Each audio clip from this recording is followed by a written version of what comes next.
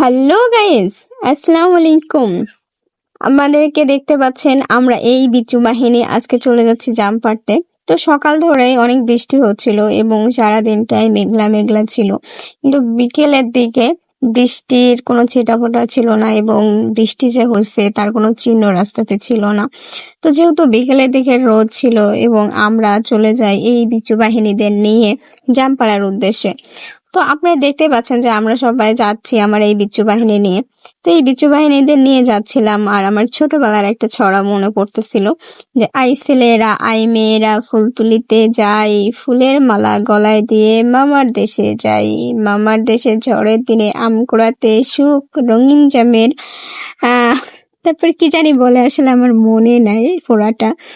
তো এই ছড়াটা অনেক মনে হচ্ছিল আমার, আসলে অনেক ছোটবেলায় পড়া, তারপরে তার পড়া হয় নাই।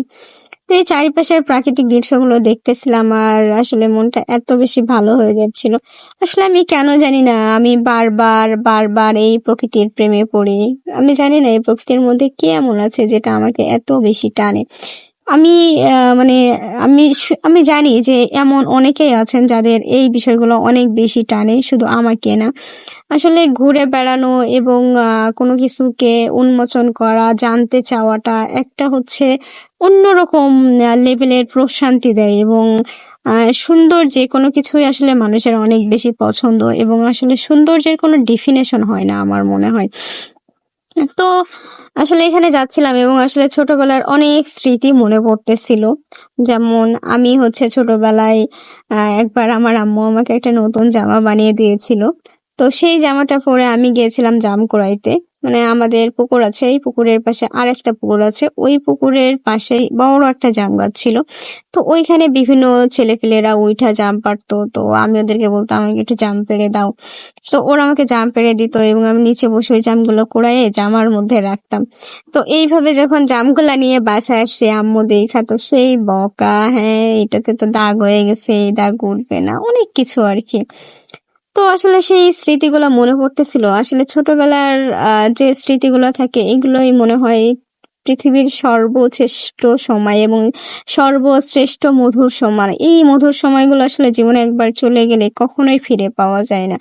বাবা মার সেই দুষ্ট মিষ্টি শাসন, 2 টাকা 1 টাকার জন্য বাবা মার সাথে বায়না ধরা, আসলে সেই বিকেলগুলো আমরা আসলে কি যে মিস করি। সারাদিন বাবা মার চোখে ফাঁকি দিয়ে খেলা করতে যাওয়া, আসলে সেই সময়গুলো মনে হয় না আমাদের বাচ্চারা বা আমাদের যে জেনারেশনটা আছে তারা কখনো পাবে।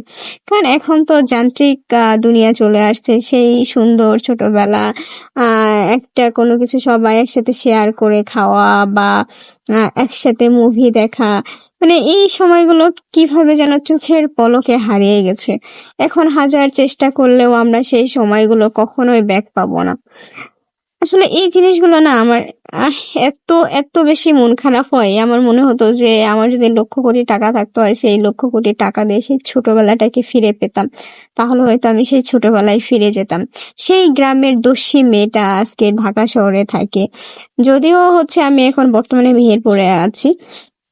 তো সেই আসলে আমার সেই ছোটবেলাটা মনে পড়ে, কি দুষ্টু মিষ্টি সময়গুলো ছিল। তো দেখতে পাচ্ছেন যে এই গাছে অনেক জাম হয়েছে এবং একজনকে গাছে উঠাই দিয়েছিলাম, সেই জামগুলো পেড়ে দিয়েছে এবং আমরা মানে এগুলো দেখতেছিলাম এবং ব্যাক ক্যামেরাতে এই জামগুলো আমি খাচ্ছিলাম। আসলে জামগুলোর কালার এত সুন্দর হয়েছে যে আমার আসলে ফোনের ক্যামেরা খুব একটা ভালো না, যার কারণে ভালোভাবে উঠাইতে পারি নাই। তো একজনকে উঠাই দেওয়ার পরে যেহেতু আমরা এতগুলো মানুষ আছি, তো পসিবল নাই, জন্য আরো একজনকে উঠাই দিই এবং ফাইনালি সে এই জামগুলো আমাদেরকে দেয়। দেখতে পাচ্ছেন যে কি পরিমাণে যা আমি হয়েছে। তারপরে এখানে আরেকটা বিচু বাহিনী, সে হচ্ছে কি বলবো, লাঠি দিয়ে জাম পাড়ার চেষ্টা করতেছে ঢিল মেরে, বাট ফাইনালি তেমন একটা জাম পারতে পারে নাই। এবং আমি যখন এখানে গিয়েছিলাম এই চারিপাশটা এত সুন্দর বাতাস বইতেছিল যেটা আসলে ভাষায় প্রকাশ করার মতো না।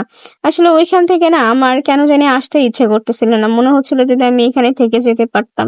আসলে প্রকৃতির সাথে মিশে যাওয়াটা একটা অন্যরকম প্রশান্তি দেয়, যেটা দুনিয়ার সমস্ত স্ট্রেস সমস্ত কিছু মানে যেন এক নিমিষে ভুলিয়ে দেয়। এবং আমার তো মন চায় যে আমি যেন মানে সারা বিশ্ব যদি ভ্রমণ করতে পারতাম তাহলে হয়তো আমার ভালো লাগতো। তো আশা করি আমার রব কোনো না কোনো একদিন আমার এই ইচ্ছাটাও পূরণ করে দিবেন। তো এই তো তারপরে হচ্ছে এই দিক থেকে মানে এই দিকে পুরা পাট ছিল আর কি, পাটগুলো অনেকটাই বড় হয়ে গেছে এবং এই জায়গাটা এমন একটা মনোরম পরিবেশ তৈরি হয়ে গেছিল যে বাচ্চারা এখানে বলে সেখানে খেলা খেলতেছিল। তারপর ওই যে সাইডে দূর সাইডে দেখা যাচ্ছিল যে হচ্ছে কি বলবো মানে গাছগুলো এত সুন্দর ভাবে হচ্ছিল এবং অনেক এই সাইডটাই তো মানে পুরো একদম ফাঁকা মাঠ ছিল।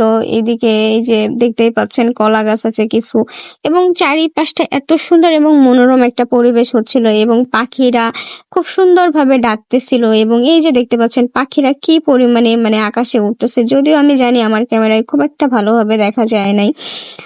তো মানে কি বলবো আমার এত অসম্ভব অসম্ভব ভালো লাগতেছিল যে ভাষায় প্রকাশ করার মতো না।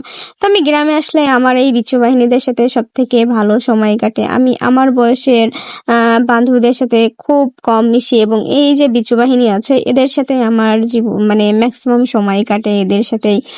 তো এতক্ষণ ধৈর্য ধরে যারা আমার বকবকানি প্যাকপ্যাকানি শুনতেছেন তাদেরকে অসংখ্য অসংখ্য ধন্যবাদ। আশা করি আপনারা আমার ফেসবুক পেজটা ফলো করবেন, ইউটিউব চ্যানেলটা সাবস্ক্রাইব করবেন এবং লাইক কমেন্ট শেয়ার করবেন এমনই আলতো ফালতো কন্টেন্ট পাওয়ার জন্য। আসলে সরি, আজকের ভিডিও